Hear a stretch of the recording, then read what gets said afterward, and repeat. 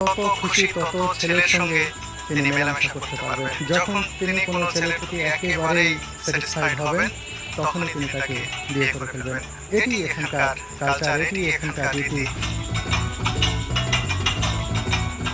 অবিশ্বাস্য, অবাস্তব ও অস্বাভাবিক মনে হলেও কম্বোডিয়ার প্রত্যন্ত অঞ্চলে বসবাসরত ক্রিয়াং আদিবাসী সমাজে এটি বাস্তবতা ও বহু কাল ধরে চলে আসা স্বাভাবিক এক সামাজিক রীতি।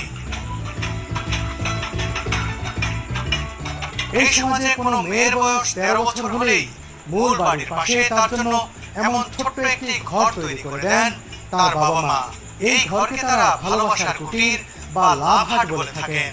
এসব ছোট্ট ঘরে অবস্থান করে অগণিত পুরুষের সাথে অবাধ মেলামেশার পর কাউকে জীবনসঙ্গী হিসেবে পছন্দ হলেই শুরু হয় বিয়ের আয়োজন।